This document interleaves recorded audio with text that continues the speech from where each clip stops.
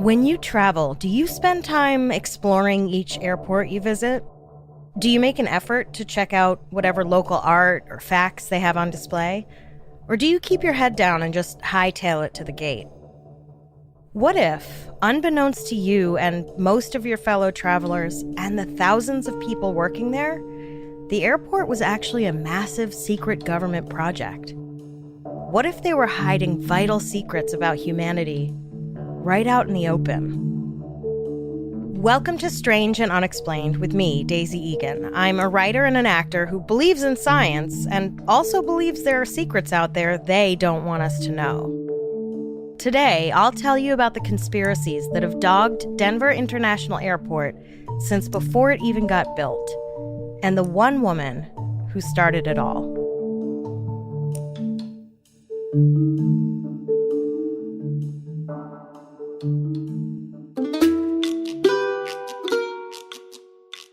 When you fly a lot, you start to really notice and appreciate different airports. There are the ones that are basically just malls with overpriced stuff you don't need. Others are no frills that are like, hey, here's your plane, get on it. And others that clearly had a planning committee that spent a lot of time and money on the passenger's experience at the airport. My favorite kind of airport is the one filled with cool artifacts and photos from the history of the city it's in. Art from local artists or school kids, thoughtfully placed rocking chairs near charging stations for those long layovers. Denver International Airport is one of those airports, with huge, colorful murals, art and history exhibits, cool architecture, live entertainment, and a talking gargoyle. You can order food from one of the more than 86 eateries and have it delivered to you all the way across the airport. With 69 million passengers a year and 35,000 employees, 170 shops and restaurants, Denver International is the biggest airport in North America. I mean, forget air travel. The Denver International Airport is a destination in and of itself. Welcome to Illuminati headquarters. Denver International Airport. Especially if you're a conspiracy theorist trying to decode the messages you're sure are hidden in the artwork and uncover the secret government/race of lizard people living underneath it. And before we continue, I'm going to acknowledge that some people believe the term lizard people is anti-Semitic code for Jewish people, or at the very least originated as an anti-Semitic term. I think we can all agree that the term has morphed to include anyone in power who people mistrust. I mean, as far as I know, Joe Biden is a Roman Catholic, and people definitely believe he's a lizard person. I am the Lizard King.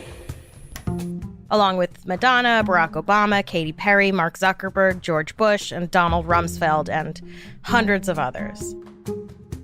Several people have horrifically killed their non-Jewish loved ones very recently, claiming they were lizard people. So please know that as a Jew, when I talk about lizard people, I am not talking about Jewish people, okay?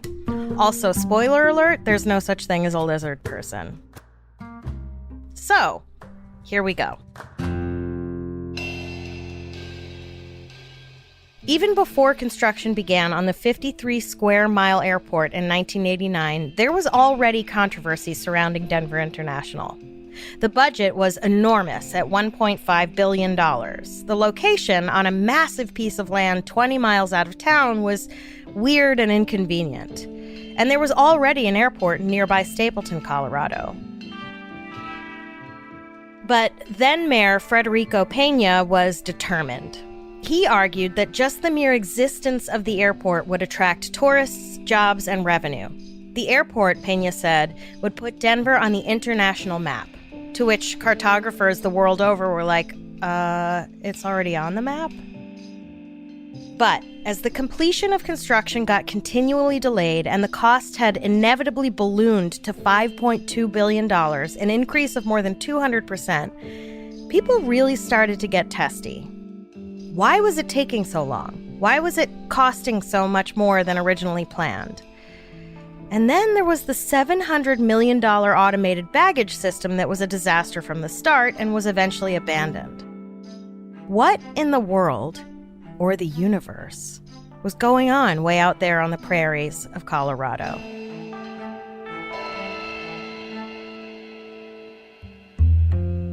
Now you, I would imagine, are probably thinking, well, first of all, it was a government project, so of course it was delayed and went over budget. And two, everyone knows that contractors always assure you the job will be completed at least 6 months before it really will and cost you hundreds of thousands or billions less than what they finally bill you. But not everyone is as level-headed as you are, friend. And for some people, when they don't get satisfactory answers, they come up with their own, however outlandish their answers may be. Such was the case with a 65-year-old woman named Alex Christopher from Alabama. In 1996, Christopher gave an interview to KSEO Radio to talk about her book, Pandora's Box: The Ultimate Unseen Hand Behind the New World Order. If you have a minute, hop on over to Amazon and read the back cover. It would be hard for me to do it justice. Suffice to say, judging from the back cover alone, Christopher would have benefited from a good editor. Or any editor at all. Anyway, the interview is BANANAS. And it's also worth a read. The first thing that jumped out to me was this.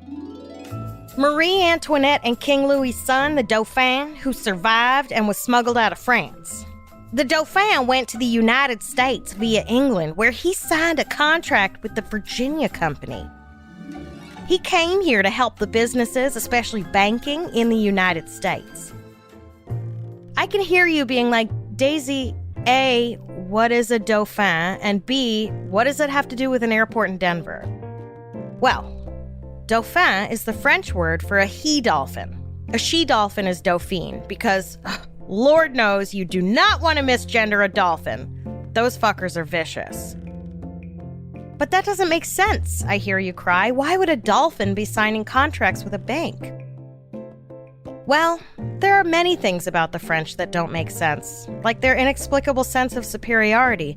But Dauphin also means prince, which, I don't know about you, but when I see a he-dolphin playfully doing backflips, giving high fives, and eating sardines from children's hands, I instantly think of royalty.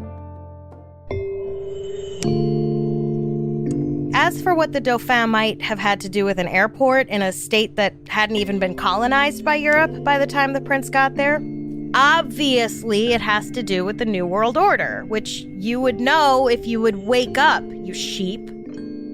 I mean, the Dauphin was 10 at the time, and while I get that the royals were often married off at very young ages for political alliances, it's hard to claim that a 10-year-old kid was like, yeah, let me at that Virginia Company and them American banks. Why not just have him marry some 10-year-old daughter of one of the two families who run this country, according to Christopher. Incidentally, most historians say the Dauphin died in prison in France at the age of 10. But that's what they want us to believe. Christopher explains that this shrewd 10-year-old prince was wheeling and dealing with United States banks and railroad companies because, in fact, the United States never did and never would actually get out from under British rule. We are all just meant to believe we're an independent country. But we're still just a British colony. Christopher then explains that the reason President George Bush I was knighted by the Queen of England was because he was, in fact, a servant of the crown and had been doing her bidding. And doing it well, I guess. Turns out, quite a few Americans have been knighted by Queen Elizabeth and her late husband, Prince Racist Face VIII, including Billy Graham, Rudy Giuliani, and, wait for it, Kevin Spacey. And TBH, now that you mention it, maybe it's not such a stretch to think these people are doing the bidding of some figurehead of an international conspiracy.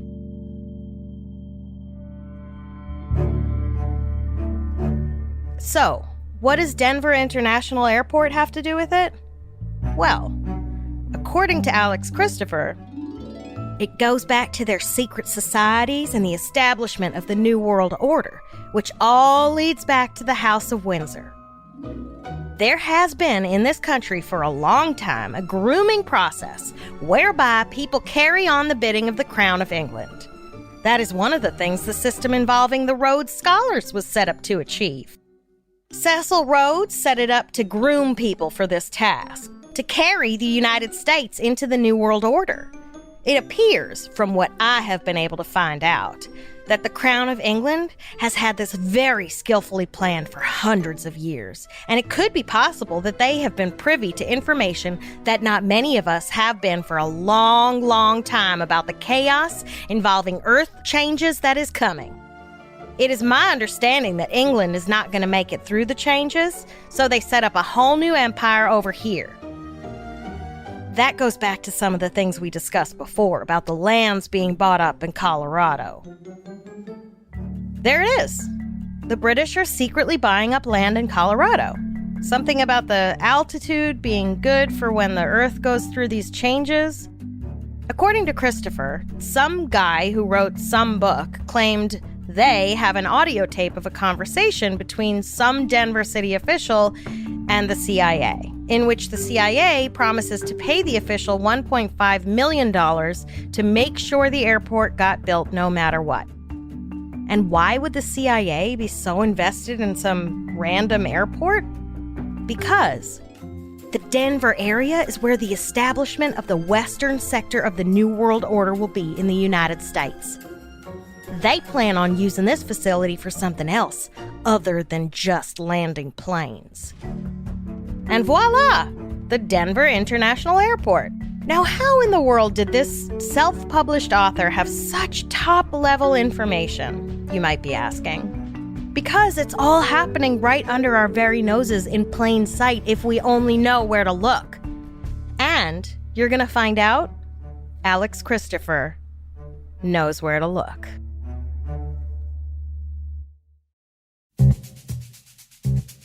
The first physical clue Alex Christopher discovered about the airport was the capstone. A capstone is a thing representing the culmination of something else, like a capstone course you take at the end of your studies, or in this case, an actual stone. I guess this capstone was put there to be like, hey, we did it! The Denver Airport capstone covers a time capsule that is not supposed to be opened until 2094, 100 years after the completion of the airport. The capstone was made by and dedicated to the airport by the Freemasons. Now, if you're like me, and most people apparently aren't, you don't know much about the Freemasons. As far as you're concerned, it's a secret fraternity dating back to the time of the dinosaurs who used to build stuff, or at least be the sons of people who used to build stuff, and now they don't really build stuff. They're like a bridge club, but more secretive, and there's no card playing, tea drinking, or gossip about whose roses should have won the annual garden competition.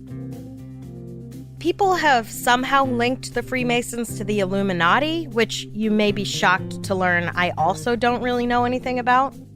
Look, I'm gonna be honest here and say that once you start saying shit like the moon landing was faked, I tap out. All I know about the Illuminati is Tom Hanks with a bad haircut running around Europe looking worried, and Beyonce and Jay-Z. Also, they're aliens, and they're secretly in control of the world. Now, to be fair, the wording on the Denver Airport capstone is unusual. First of all, I guess if you don't want people thinking your airport is a secret headquarters for an underground society that is planning on taking over the world, you shouldn't let the Freemasons have anything to do with it, so that's on them. If you have language on there like, this stone was dedicated by the most worshipful Prince Hall Grand Lodge F&AM of Colorado and jurisdiction, Claude W. Gray Sr., Grand Master, which, to be clear, is actual wording on the actual capstone, people might be like, what the fuck is that? It also really doesn't help that it also says New World Airport Commission. Alex Christopher saw this and blew a gasket. She was like, New World? As in New World Order? And airport spokespeople were like, there's a comma missing. It should say New, World Airport Commission, which on top of being a grammatical nightmare, also doesn't mean anything.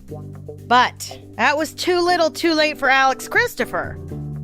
Also, Christopher described an out-of-place, unfinished wooden block on the end of an arm on the capstone that she said looked like a keypad. Now, we'll post the pictures on our socials and you can see what she's talking about. As for me, I don't see an out-of-place, unfinished wood block. I see a placard made out of whatever placards are usually made out of. Brass.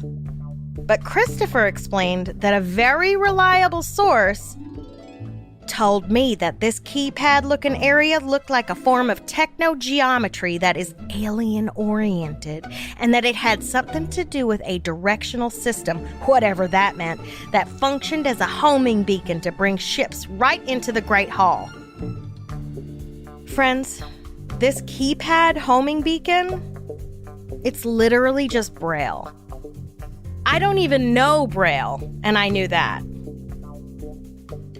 Her next area of concern was the massive murals, which stretch about 28 feet long near the baggage claim area of the airport.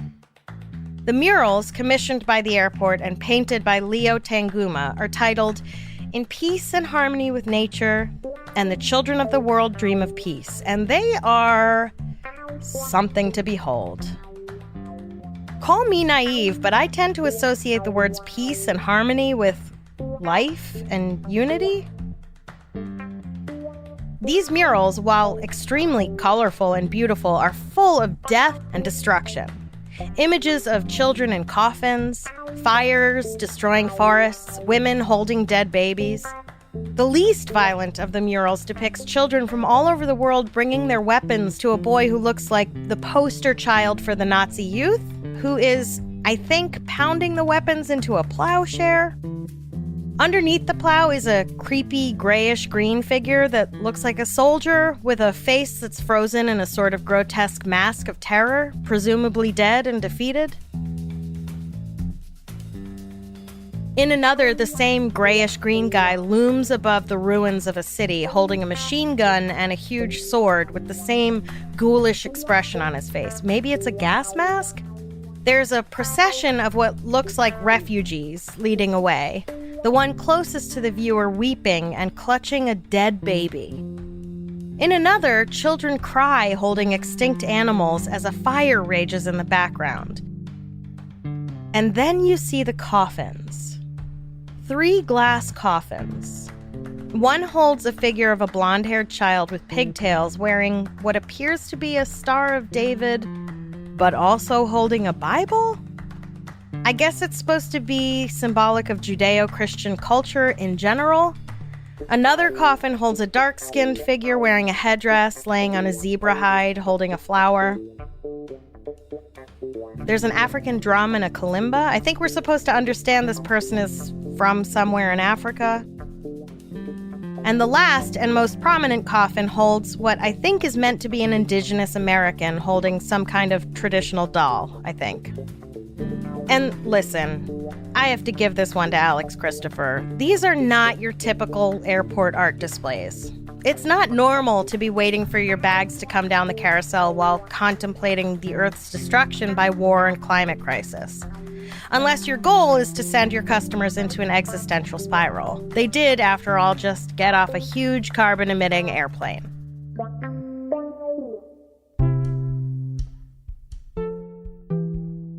Tanguma claims the murals are meant to depict a possible future if we don't mend our ways, and a possible future where we end war and climate destruction.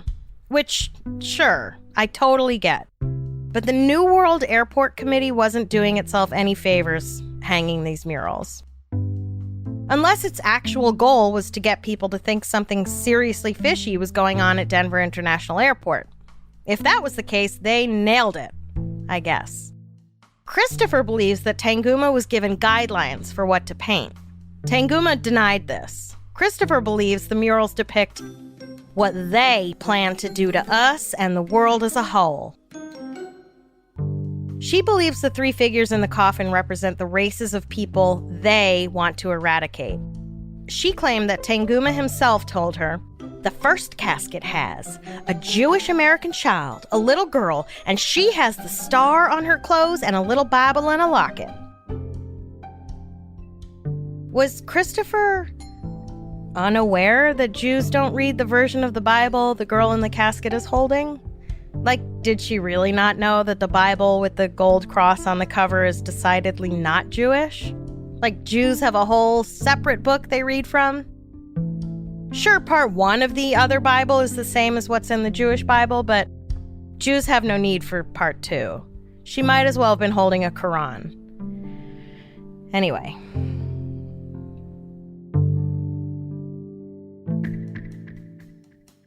Christopher then goes into a whole thing about eugenics and gene splicing. Now here's what I don't get. You know how in the movies the bad guy always has a monologue revealing his entire evil plan before killing the hero? The hero is strapped to a chair or whatever, and the villain is like, "Yes, Mr. Bond, I am going to blow up MI6 and Spectre will take over." And you're yelling at the TV, "Just kill him!" And your partner sighs and is like, "Can you just shut up and watch the movie?" But then inevitably, the hero escapes and stops the bad guy before he can enact his dastardly plan. Why would they, the New World Order, I guess, lay out their plans for all to see?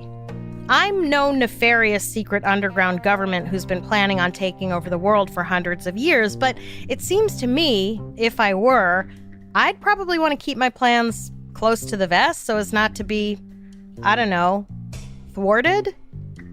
Why, if they've been managing to basically keep under the radar since supposedly the French Revolution at least, would they be swinging their dicks around so publicly now?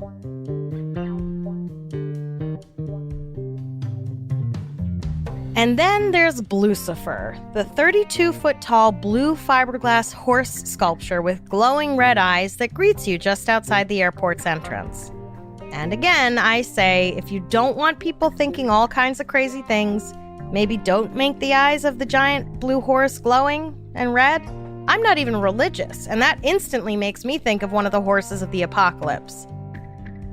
The artist who made the horse, Luis Jimenez, said the eyes glowed red to, quote, honor the spirit of the American West. I don't know. Why not make it a buffalo then? I mean, I get it. The Broncos are the team of Denver. Adding fuel to the demon horse theory, unfortunately, Jimenez died during construction of the horse when a piece of it fell on him, severing a main artery. But that's just the part of Denver International Airport that everyday people like you and me can see. I haven't even gotten to the underground lair where the lizard people live.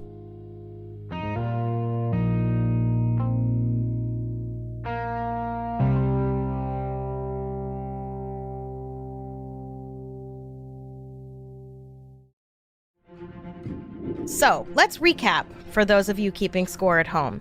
So far, the Denver airport has a homing beacon for the aliens to bring their ships in, murals that are blueprints for what the aliens plan on doing with humankind, a horse that represents the apocalypse, and is, in general, a base for aliens and or the New World Order for when the world goes through its changes and England needs a safe place to flee to.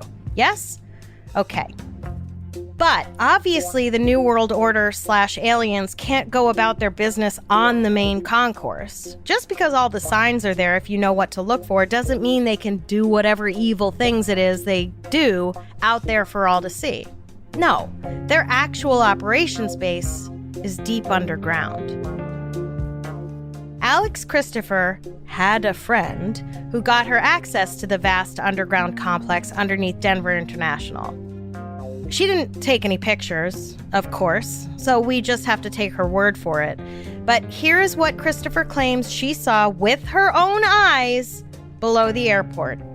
And folks, please fasten your seatbelt. It's about to get pretty bumpy.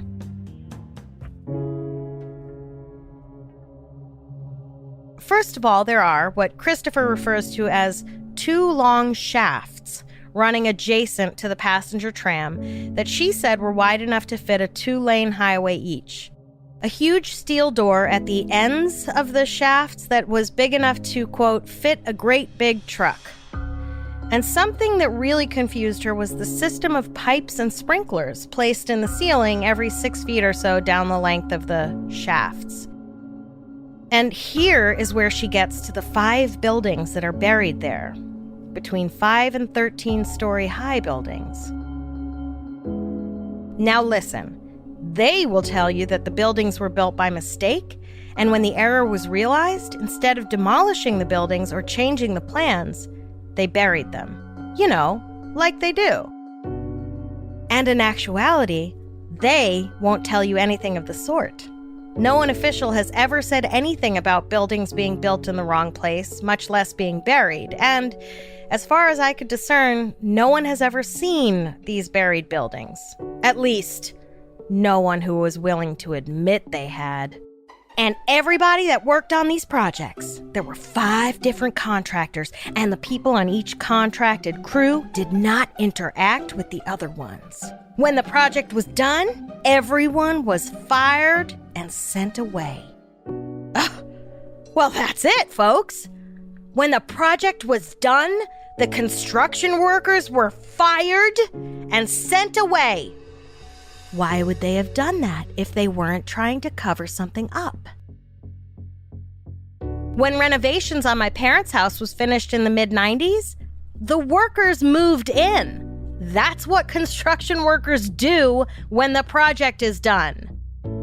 Did Christopher see the buried buildings? No, but she interviewed a few of the former construction workers who were, quote, very afraid to talk. I guess not to her, though. If you're having trouble envisioning these buildings like I was, they are supposedly complete buildings with rooms just buried. Like if you did a cross-section, it would be like a dollhouse. And this is particularly strange when you consider how unlikely it would have been that they'd already installed the windows and doors on the buildings before realizing their mistake and burying them. How the dirt or whatever they were buried in didn't fill in the insides of the buildings is beyond me. But it seems to me that the allegation is these are accessible buildings, just like buried. Honestly, I don't know, okay? In the wise words of Forrest Gump, I'm not a smart man, Jenny. Christopher also describes large empty areas that are cordoned off with chain link fence with the barbed wire tops facing inward.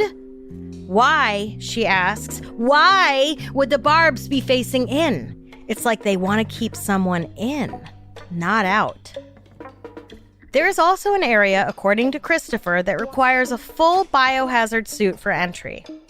Christopher says they will tell you it's because of some fungus that affects the lungs. But we all know better. Now, this next part is a doozy, so I'm just going to let it speak for itself. This other man told me in private that there is a lot of human slave labor in these deep underground bases being used by these aliens, and that a lot of this slave labor is children. He said that when the children reach the point that they are unable to work anymore, they are slaughtered on the spot and consumed. Consumed by who? Aliens. Again, this is not from me, but from a man that gave his life to get this information out. He worked down there for close to 20 years, and he knew everything that was going on. Huh. Who do these aliens eat? They specifically like young human children that haven't been contaminated like adults. Well, there is a gentleman out given a lot of information from a source he gets it from, and he says that there's an incredible number of children snatched in this country. Over 200,000 each year. And that these children are the main entree for dinner. How many draconians are down there? I have heard the figure of 150,000 just in the New York area. Underneath New York? Yes, in some kind of underground base there. Interesting. Now, you've seen pictures of these things? I have seen them face to face. You have? Yes.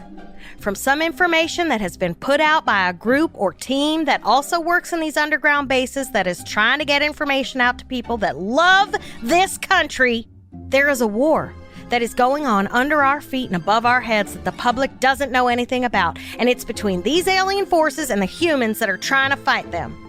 What other types have you seen? The ones that I have seen are the big-eyed greys and the reptilians. Friends, where do I even begin? I mean, honestly, this is like trying to make sense of a 4-year-old's jibber jabber. Let's just, for the sake of time, let's just look at the math. 200,000 children are snatched in this country every year. First of all, not true. The actual numbers on how many children truly go missing each year are hard to nail down. It's complicated, and we're not going to get into the weeds of it, but most kidnapped children are kidnapped by a family member, and the majority of missing children are found or come home. But the fact that they were missing at some point adds to the overall data. Anyway, let's say for a moment that it was true that 200,000 children are snatched every year. If there are 150,000 aliens underneath New York alone, what you're telling me is they eat extremely rarely. 200,000 children per year would not be enough to feed even the ones under New York. But also, have you ever tried to get a kid to do anything? Children are a terrible resource if you need work done. They're weak, they cry a lot, their feet and legs kill them anytime they have to walk any distance, and they require a lot of food. Like, a lot.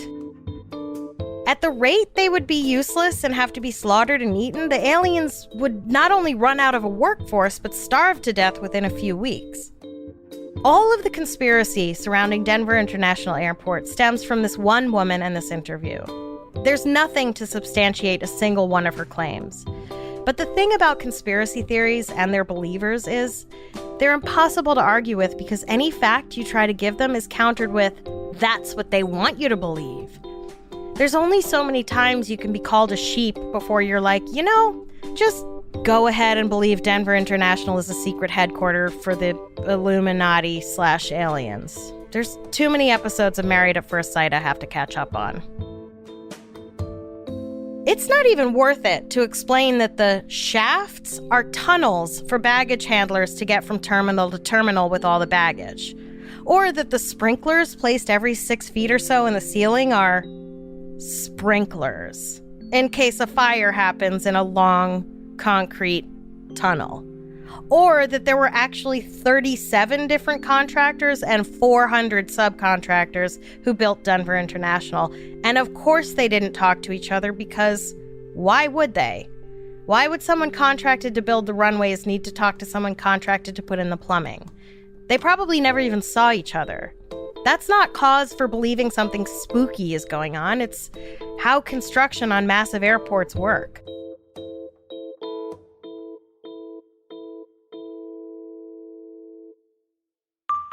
Do I believe our government is hiding things from us? Absolutely. Do I believe it could be in the government's best interest to have underground locations to keep certain people safe or even to incarcerate a large number of people all at once? Sure. Do I believe that children are trafficked? 100%. Do I believe that the United States is still a colony of England? Nope. Do I believe in the Illuminati? Do I believe 200,000 children are taken every year and forced into slave labor for an alien race who then eats them when they are no longer useful? Not today, Bob. Not today. I guess my thing is pick one thing and go with it. Which is it? A New World Order or a human-eating alien race? These days, Denver International Airport has met its initial expectations in terms of traffic and revenue. It's a major source of jobs for Colorado and remains the second largest airport in the world. The folks at Denver International are leaning into the conspiracies surrounding the airport and using them as a marketing ploy, with billboards throughout the airport that read, "Are we creating the world's greatest airport or preparing for the end of the world?" And what are we doing?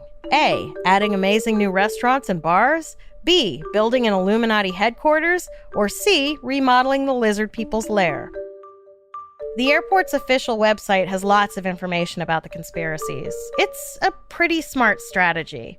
Not only does it attract people to the airport to see for themselves, but it's also a brilliant example of reverse psychology in order to cover up the truth. We're on to you, Denver International. We're on to you.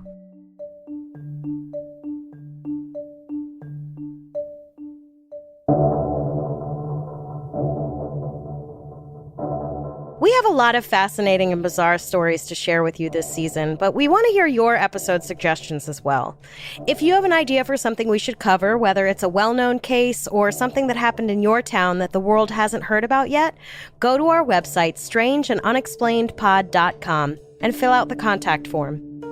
This episode was written by me and researched by Jess McKillop, with voice actor help from Ryan Garcia. A complete list of our sources for each episode is available on our website. Our episodes are mixed and edited by Jennifer Swatek. If you like our show, help us out by rating and reviewing us on Apple Podcasts. Follow us on Instagram and Twitter. We are at SNUPod. And check out the Strange and Unexplained with Daisy Egan Facebook group to join in the conversation.